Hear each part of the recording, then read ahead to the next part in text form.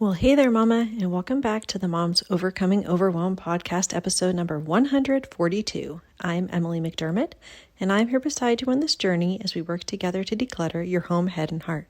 As you know, I am taking a bit of a break from the podcast for July and August, and today I am bringing you my interview on the Motherhood Restored podcast with Natalie Hixson. Natalie was a guest on this podcast. She was on episode 106.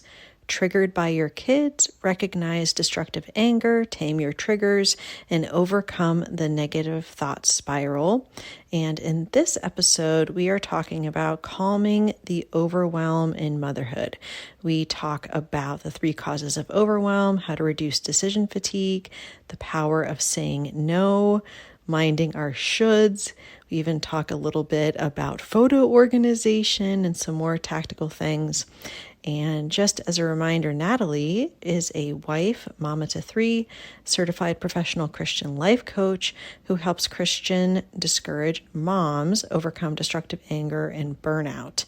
And her podcast is geared towards Christian women, so you will hear us talk a little bit about that aspect of our faith. And it's a wonderful conversation. I hope you really enjoy it. So without further ado, grab that notebook and pen and enjoy my conversation with Natalie Hixson.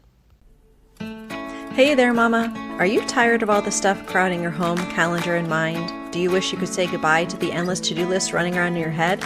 Want to declutter but don't know where to start? You're in the right place. Welcome to Moms Overcoming Overwhelm, where you will find proven and practical solutions to declutter your home, head, and heart. Hi, I'm Emily, a wife, boy mom, and simplicity seeker. I struggled to get pregnant and felt overwhelmed until I discovered decluttering could create the physical and emotional space I needed to become a mom. Now, 2 kids later, I've transformed my life in motherhood by developing simple systems around decluttering, capsule wardrobes, kid stuff, cleaning and tidying, meal planning, time management, and more, and I can't wait to share them with you. If you're ready to reclaim the time and energy you crave, be present with your kids, and finally enjoy the life and motherhood you so deserve, let's kick overwhelm to the curb, shall we? Grab your lukewarm coffee, your notebook and pen, and clear up some counter space. Let's do this. Hello, today I'm so excited. I have Emily McDermott on, and we are going to talk about mom life with organizing and overwhelm. And I know that this was part of my journey of overcoming destructive behaviors. There was definitely an element of working through just like organizing, not even just my emotions, but my house and all of that. And so I'm really excited to have Emily on today. And Emily, I'm going to let you just introduce yourself and we'll go from there. So welcome. Yeah, thank you so much for having me, Natalie. I am thrilled to be here. Also thrilled that you have started this podcast. So it was wonderful having you as a guest on my podcast, and I resonate so much with your story, and you really blessed my listeners a lot. So thank you. Thank you, because you were actually one of the people encouraging me to get this podcast started. So Yay. yay.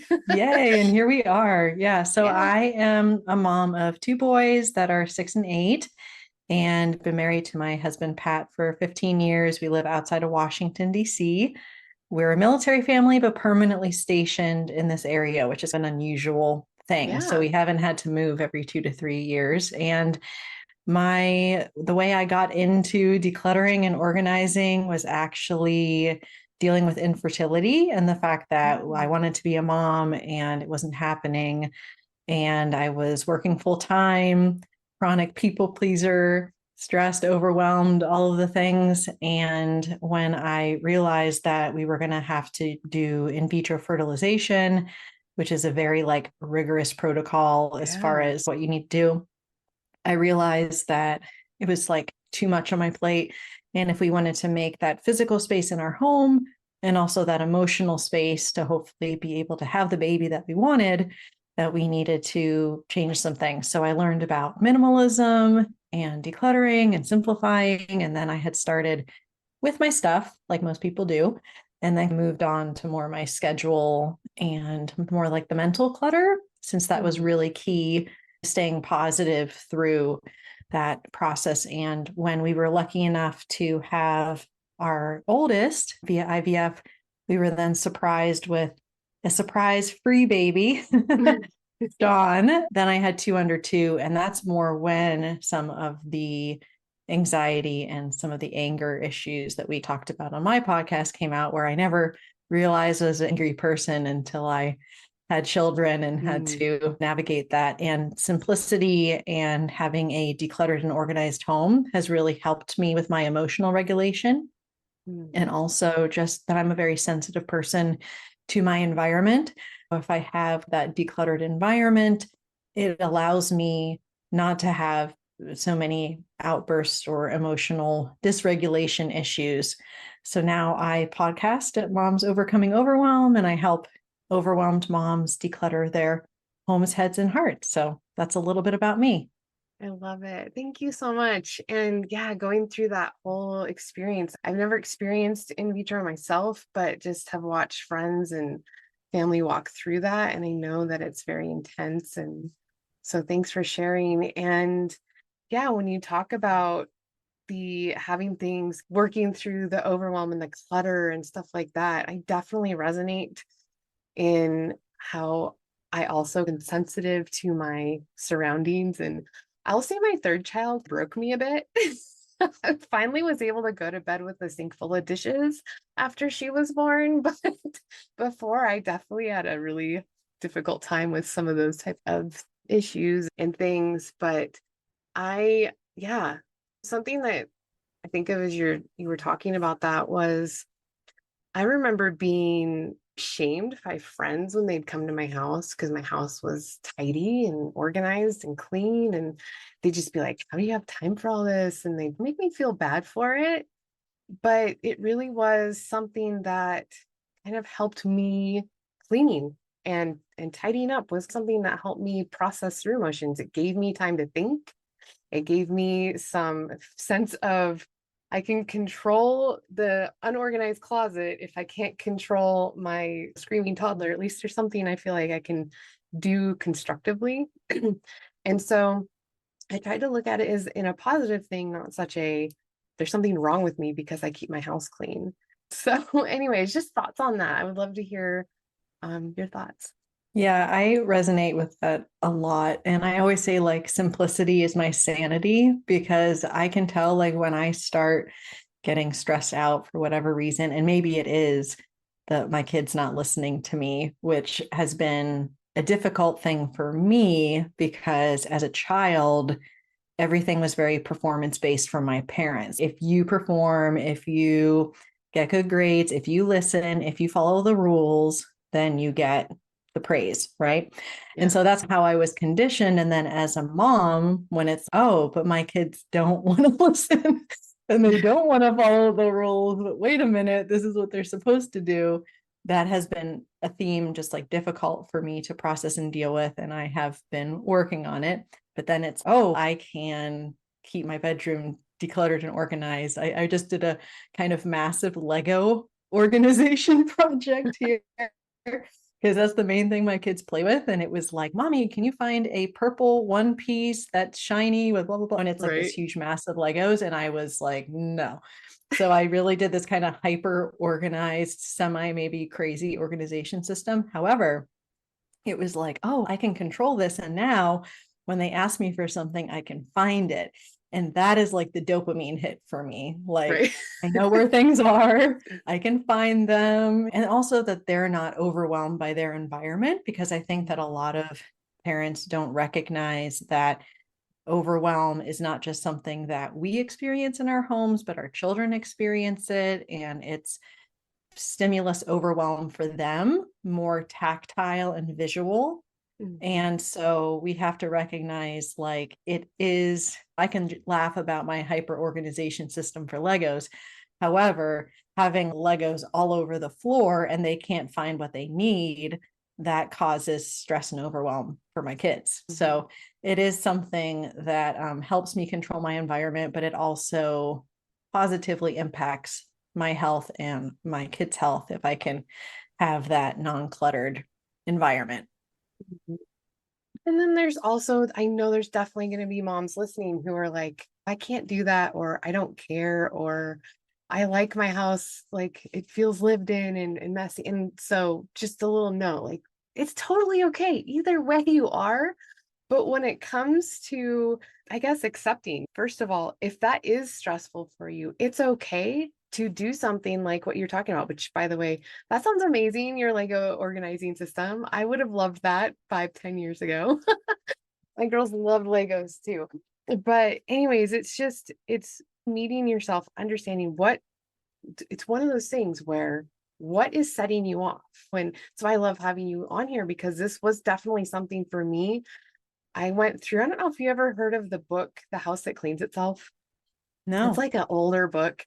I'm sure that like things that you're doing now and what I've heard you doing, I'm like, oh, this is better. But it was just something that I did. And it it really helped me recognize, wow, there's definitely some of these things in my home and some of the ways that we're doing things in my home that are causing added stress to me. And if I can make a few shifts here, then I take one more thing off my plate that's not adding to the emotional stress and pressure of what's going on for me. Rhythms and routines are really helpful. That doesn't say, not to say that we don't get out of them. And when we do, it's okay. We can come back to them, but what are we coming back to? So how do we establish some of those things in our lives that can be helpful? One of the things that I tell people when they're mamas, when they're working with me is you can have all the routines and the systems and the organization done, but if you don't work through what's going on inside, it won't matter if your house is clean or not. Yeah. So processing those emotions is huge. So tell me how I want to get to you talking about how you work through the actual tactile organizing and things like that. But tell me some of the things that you felt maybe helped you in your journey as you were working through some of this emotional processing yourself as a mom. Yeah, for me, it was when I had my second child, not expecting that we were going to have two under two. And it was the issue of decision fatigue and just having that reduced capacity. And so, one of the things that I talk a lot on my show about is removing unnecessary decisions. And that kind of goes back to simplifying those rhythms and routines a little bit. So, asking yourself for in this season, what unnecessary decisions can I remove from my life? So that might be that in a season you decide to have one thing for breakfast, or that you limit the number of choices you have for clothing so that it's easier to get dressed in the morning. Or for me, I follow a workout program where I don't need to think about it. I just go, okay, what am I doing today? I'm going to do that. And that really freed up my emotional and mental capacity for the things that were really important, especially in that season of having a lot of emotional dysregulation and anger issues and some of those things. So I think that's a great place to start, because what we don't always recognize is that the number of things that we have to make choices between those things, and the more choices you make, those are more decisions, and then you have that decision fatigue. So if you're able to simplify anything in your either environment or the things that you're doing for you or your kids, that's really going to help you, especially if you're dealing with some of these emotional dysregulation or processing issues. So that was huge for me. Mm-hmm. Yeah. Cutting down on the other things too that you're saying yes to. I know you and I think we've talked about this a little bit, but we want to say yes to people. We want to people please and do some of these things that, yeah, we want to help everyone and please everyone. But in doing that, we really do a disservice to our emotional regulation and our family as well, because it just fries us completely.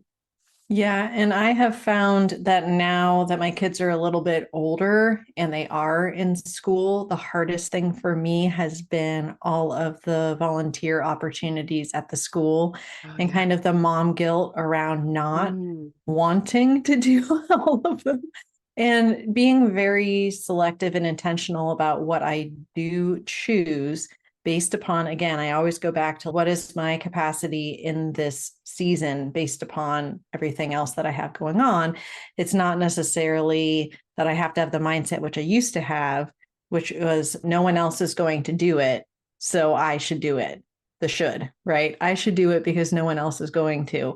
But now it's more like, is this life giving? Is this life draining? Is this something that I feel is best suited for me in this season? Or am I feeling that guilt or obligation? So that is another aspect about decision making, like you said, like how we're actually spending our time and whether it fits within not only our values, but just like our capacity to manage it.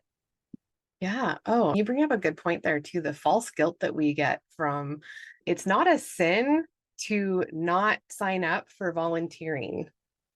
And someone might make a comment or do something that makes you feel like you're a bad person for it, but you're not sinning in the eyes of God to not volunteer for something or to say, what's really important is our priorities.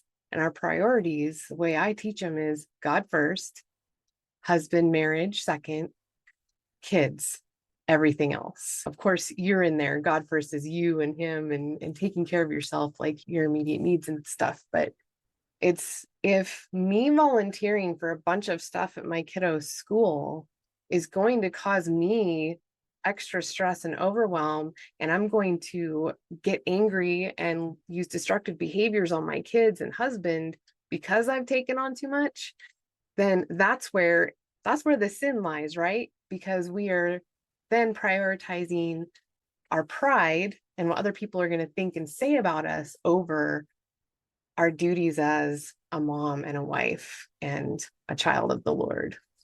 Yeah, just I think also about what am I idolizing? So am I idolizing the fact that someone thinks that I'm helpful or useful? And I think also church volunteering, that has been really tough too, because then it's the church. So I'm obviously serving God if I volunteer and serve and everything in the church.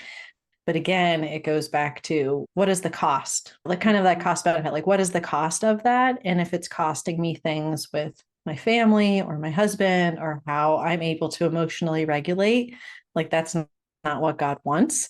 And so it is really having to put on the blinders because it is I think, a countercultural idea.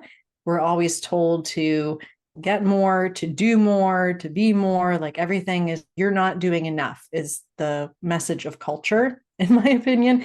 And so we're like, oh, I obviously have to serve here and I obviously have to volunteer here because I'm not doing enough right now. But you have to shut that out. And then, like you said, go back to those priorities and really have that confidence that no, this is an alignment and this is not an alignment, and have that confidence in that decision making. But it's hard. It's hard to trust that as a mom sometimes when you see everyone else around you just being completely outside of their capacity and saying yes to everything. So that's been tough for me to find other moms that are like, no, it's okay that you're not volunteering for everything. And I'm like, yeah, thank you. I appreciate that. So you got to find other like-minded people too, because it's hard, I think, in this day and age. Absolutely. It's how we're supposed to help. We're supposed to be giving and serving. And again, we go back to the priorities. If you are serving out of this guilt, and if you're serving because you want to appear like you're a good person, then you're serving for the wrong reason. And so you go back to, am I serving my family first and pleasing the Lord in that way? And am I asking the Lord, what opportunities and things am I supposed to be doing outside of my home? And to really rely on and submit that into prayer and see where he leads in that. Because there's maybe somebody else fills the position. You're like, think you need to do it. And you prayed about it and you go to do it. And somebody, oh, it's been taken already. And maybe it hasn't. And it's definitely aligns with something that you can do. Like for me at the moment in my where I'm at in my life, what I typically do with my kiddo's school is if I see a sign up for snacks or something, like I can grab some extra snacks at the grocery store and send them to school with her. That's easy. That's something I can absolutely do. I can make my cookies and send them with her, or even make cookies with her and send them. That's something that I know I have the capacity to do and is in alignment with what I have my gifts or whatever at the moment. And so there's definitely times I do go to maybe I am supposed to do this and it's already booked up. So those are good indicators to me. Am I praying about it? Am I serving my family first, which is my priority and what I'm called to do first? And am I doing this out of guilt or pride? So yeah, I love this conversation. I love that we're talking about this because it's really important, that comparison and worrying if we are not doing enough or doing too much. These are some helpful things to think about. I want to jump into kind of what you're teaching and helping moms with. And so tell me some of the causes of overwhelm and tips around them. Tell us more. I love, and organizing all of this. Let's Yeah, dive into the no. meat. I was going to say that we've talked about some of these areas already because a lot of the obligation and the shoulds that will cause overwhelm to anyone. So I love what you said about bringing it to the Lord in prayer and just making sure everything is aligning, and that will help us to live within our capacity and not feel overwhelmed. So if you look at definitions of overwhelm, there are a lot, but I bucketed them into 3 areas. And the first is to bury or drown beneath a huge mass, which I always think about laundry. They're just like under this big pile of laundry, but that's just more like the too much stuff. And so we can talk in a minute here about how we combat or deal with all of these, but I'll just go through them real quick. And then the second is loading or inundating someone with an excessive amount of something. That's more of the too much to do. Again, what we were saying, that we're taking things on because we feel like we should, or whatever the reason may be, and there's just too much on our plate. And then the last is to overpower completely in thought or feeling, which is that feeling of overwhelm that we're all familiar with. And that's more of the mental clutter and kind of the emotional clutter there. When we talk about like how to deal with all of these things when it comes to our physical stuff, I always like to think about what I call the container rule or the container concept. So there is a podcaster, her name's Dana K. White, and I think that she came up with this, so I want to give proper credit, but it's having an artificial boundary around different categories of things. So I'm going to put you on the spot, Natalie. What is one category of stuff that maybe you or your family members struggle with as far as having maybe too much, if anything? First thought was like papers. I have 3 bins up here and it's just papers or Yeah. like cards or Yeah. No, that's a great example. Paper clutter is, yeah, definitely a huge thing. And so let's say that maybe it is like kids' artwork, for example. Sometimes they have all of the worksheets and all of the artwork and things coming home. And then as we get into the summer, we have our crafts and vacation Bible school things and all of that. And so then it is more like, okay, I know I'm not keeping all of this. What do I do? So we want to make sure we have a system around our stuff. So we have a process for reviewing things and processing them. But I would say for paperwork and artwork, if you wanted to keep a certain amount, maybe it would be that you have just like 1 box of the kids' artwork per year. For me, I do a lot of like scanning, and then I'll just keep things that maybe have their handprint or something that actually shows like the actual size.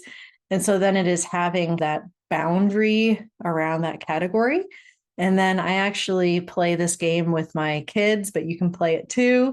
And it's love, maybe no. So whatever boundary you decide on, you start with what you love, you start filling it with that. Then when you like, and then when you start getting to the maybes, then you can decide, okay, do I really want to keep this?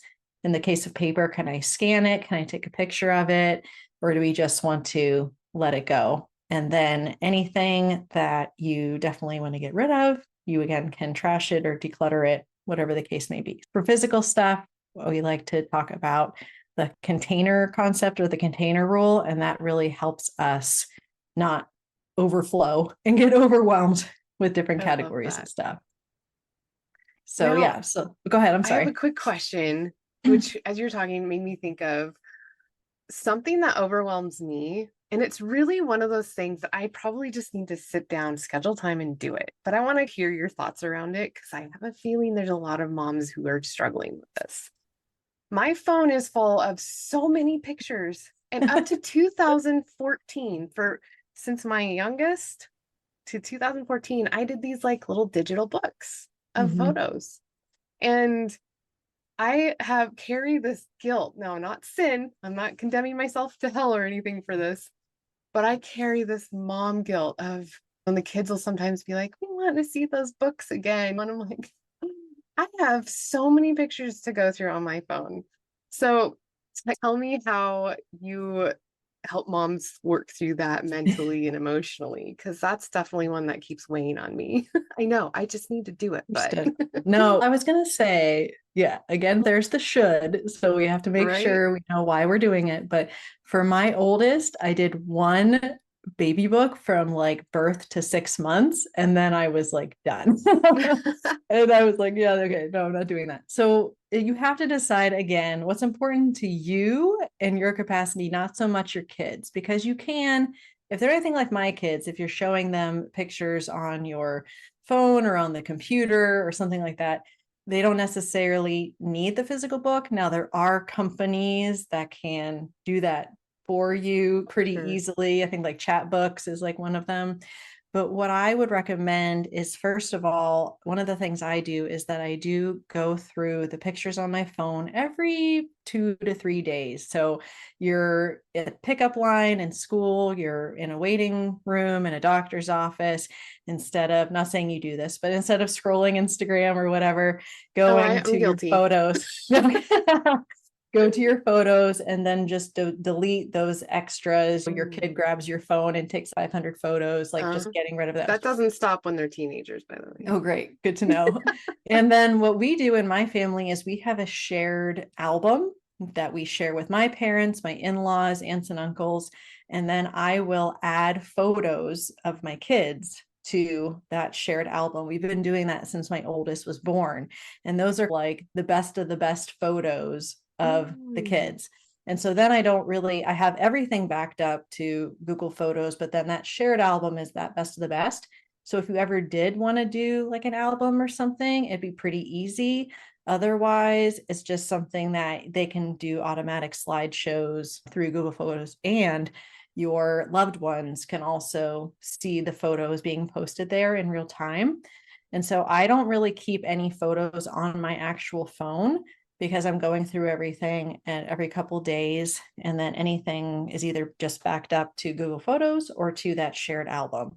So when it comes to the kids books and the baby books and the doing books every single year, you have to decide, is the physical book that important to me? Because there's no reason to have that weight and that guilt of that project. We call that aspirational clutter. It's if I had all the time in the world and all the energy, then I would sit down and do my books for my kids for the past 8 years. But really, would you? Like, if you had a whole weekend to yourself, are we really going to do this? Probably not. Probably not. So releasing that guilt and thinking, is there a way that I can still have those best of the best memories without having to do this huge, like, aspirational project that probably won't happen? And for me, that shared album has been the thing that works for me. So I hope that helps. That's fantastic. I think that's very helpful. It's definitely one of those things where I just need to let the guilt go. And like you said, how do we do it different? And it's important. How do we do something different? Yeah, you've been doing this. That's like a good point in so many things in our lives. We might have a tradition. And then one thing, as your kids get older and into teens and stuff, there are traditions that you will let go because it doesn't fit their age and development anymore. And so there's definitely even things like pictures and photo books that, yes, you're absolutely right. You can transition this into a new type of way that you're doing things. So I love that. That's a good analogy for so many things, not just digital photos. Yeah, I will say that is probably the area that I have found that moms feel the most guilty about, is just like not having any organization system around photos and then just feeling like I'm never going to be able to get through all of it. And you probably won't. And so, like you said, release the guilt, and then let's figure out a way that is sustainable, even if you have a little more capacity than you do right now, but recognizing that in most seasons, there's going to be this ebb and flow of your capacity to be able to do like extra projects like that. We are giving you the permission slip to let the guilt go when it comes to the photos. I've also seen, I have a friend who's got, I've been thinking about this too. Mom, don't let dad listen to this one. I was thinking for Father's Day, maybe they have those frames that you can get and that all the family can upload photos and it's like in real time. And then the pictures just come onto they're in their house. They just automatically start showing up on their little frame. That's a really cool thing that I saw too. That is a great, like a clutter-free gift. That is wonderful because, and again, having that shared family album, you know that it's already like the curated album. And so it can just pull from that and you can have multiple people even contributing to that album if you want it to be like family photos and not just ones of your kids. Yeah, I think that's a great idea. Yeah, that's awesome. Oh, I realize we're going to go next into the second part, the load or inundate, the too much to do. And I think I've said the word capacity like 500 times in this interview, but I'm going to say it again.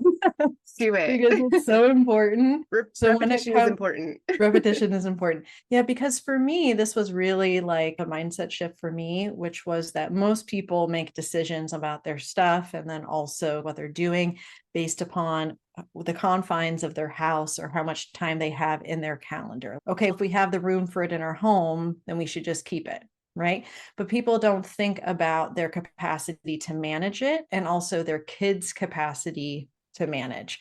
So when it comes to what we have on our plate and what we're doing, again, we have to look at, and we were just talking prior to hitting record about summer and how capacities are very different in the summer because your kids are home. Maybe they're not like mine. They're not in a full day camp. So I have to really prioritize and be strategic about what I'm doing when and be able to let some things go. This is not the season to be saying yes to more and more things. So if you are feeling like you are being loaded down with all of these things, and most of them are those life draining things that are causing you to feel overwhelmed, then again, understanding and living within your capacity unapologetically is really important, because that's the other thing I've noticed. Like when I say no to something, it's okay to, again, remember that no is that complete sentence. And I don't have to say, no, I'm sorry because I'm doing A, B, and C, or, oh, I'm so sorry I can't do this because of whatever. You can just say, no, I can't do this right now. And you don't have to explain yourself. So yeah, I would say for that second aspect of the too much to do. So the first thing is the container concept, and then just living within your capacity for the to-dos. Yeah, no, that's good. It's that guilt feeling like you have to explain yourself for everything. You don't. Can absolutely be, no, it just doesn't work for me right now. I'm sorry. Or not sorry. And I am a poet. That's one of the other things I do is I write custom poetry. So I always love doing like alliteration. So we have the container concept for the C's, and then we have the living within your capacity, the C. And so when it comes to the too many thoughts, that is going to be capturing, right? We always talk about needing to capture those negative thoughts. But there is someone, her name is Byron Katie, and she has the work, and there are these 4 questions. So anytime you are having that mind swirl and you're thinking like, oh, I am such a bad mom because I didn't volunteer for a field day and I really should have done it, whatever that thought is that's going on, being able to ask, she has these 4 questions. The first, is it true? Can you absolutely know that it's true? Who would you be, or how would you feel if you didn't have that thought, right? And then I think the 4th one, I'm going to mess this up, but it's still reverse it and then like reframe it. And so I think that for that, again, just not taking our thoughts for what they are as is, and just being able to capture them, to really hold them up to the light and be like, is this actually true? Or is this like a should statement that I'm feeling guilty? Is it that I'm saying, oh my gosh, I'm so overwhelmed, I have so much to do. But then when I actually look at the things I have to do, there are actually not that many, and I could delete some things or delegate some things. So I think that having that capturing of thoughts rather than blankly just letting the mind swirl happen is how we deal with overwhelm when it comes to our thoughts. Yeah. The first thing I think of is take all thoughts captive through Christ. And it's not just your negative thoughts, but it's also the thoughts that are overwhelming you that are like, I have to do this and that. And like doing a mental purge and writing it all out and just getting it. Have you noticed that? If you just write out, sit down and write everything out that's overwhelming you, it's like, wow, that was taking up so much space in my head, but really it's not that much on paper. Yeah. Yeah. And I think I've learned recently of this concept of the invisible load, which is like that mental load of motherhood, like all the things that we are responsible for.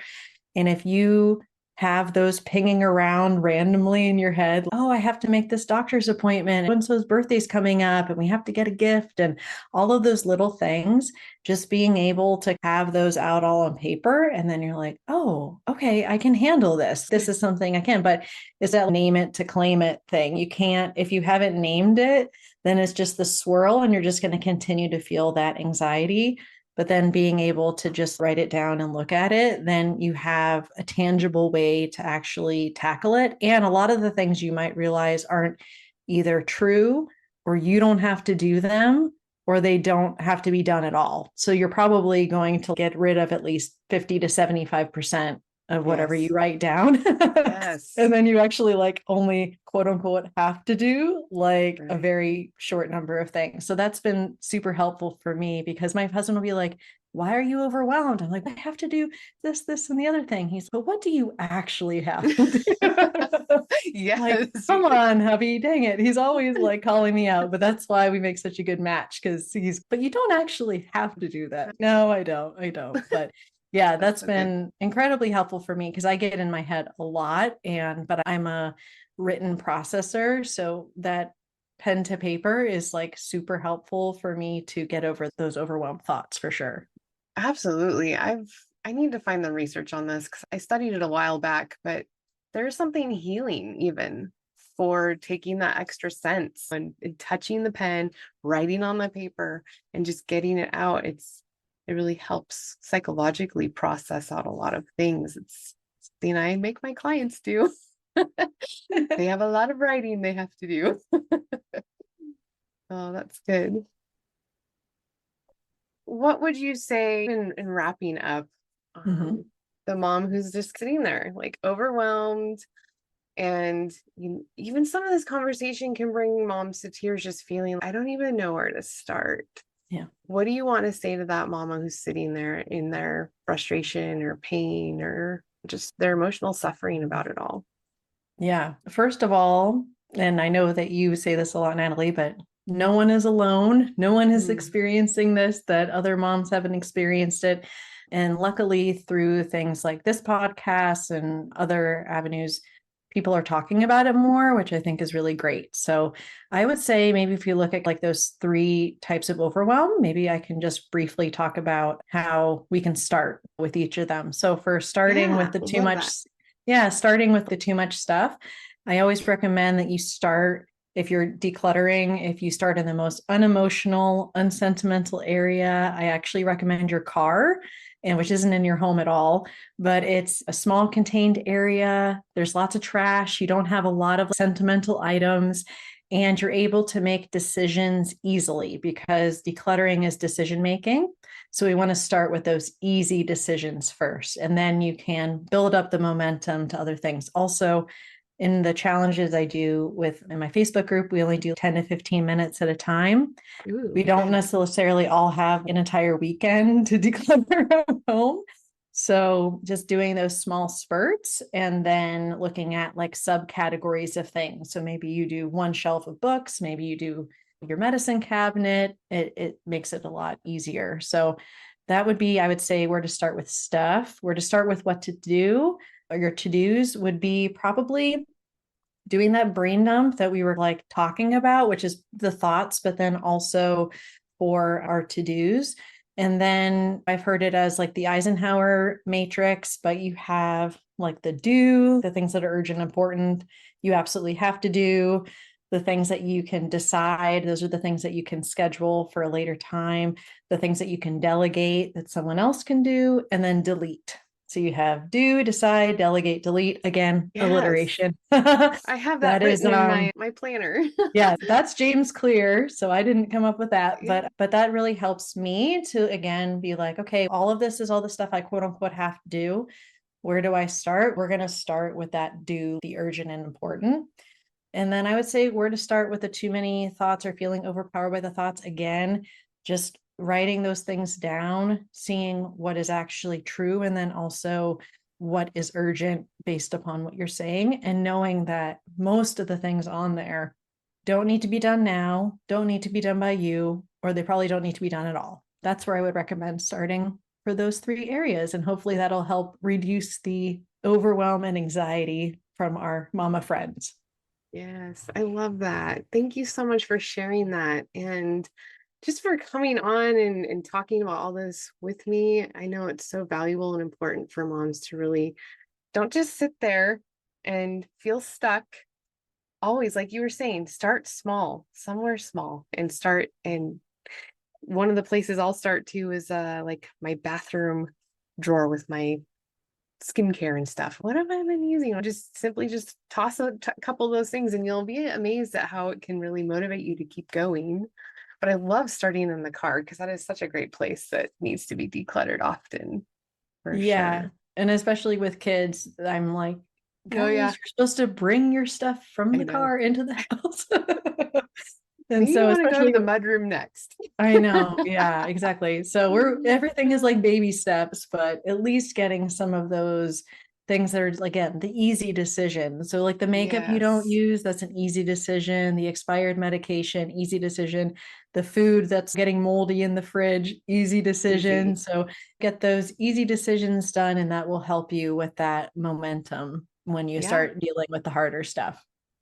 so good. Where can everybody find you? Yeah. So wherever you're listening to Natalie, you can find me. My podcast is Moms Overcoming Overwhelm. And yeah, I do decluttering challenges in my Facebook group. And then we do coffee gift cards and that kind of stuff when people are motivated to declutter, and just like 15 minutes a day for 5 days. And yeah, those would probably be the best place to find me, would be my podcast. And then you can find my Facebook group there. Perfect. I'll put all the links in the show notes as well. And I just really appreciate you coming on here and talking about this.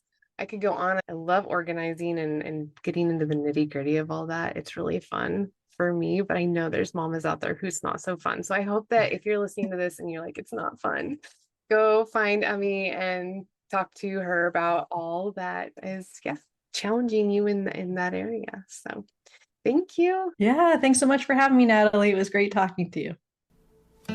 If you like today's podcast, here's what you can do. Just take 30 seconds to leave me a review. I know you're a busy mama. You're overwhelmed, in fact. But 30 seconds of your day makes such an impact. I'll be blessed by your words. They'll definitely make my day. And who knows, you might be entered for this month's giveaway. In Apple Podcasts, scroll down to write a review. Thanks so much for your time. I'm so grateful for you.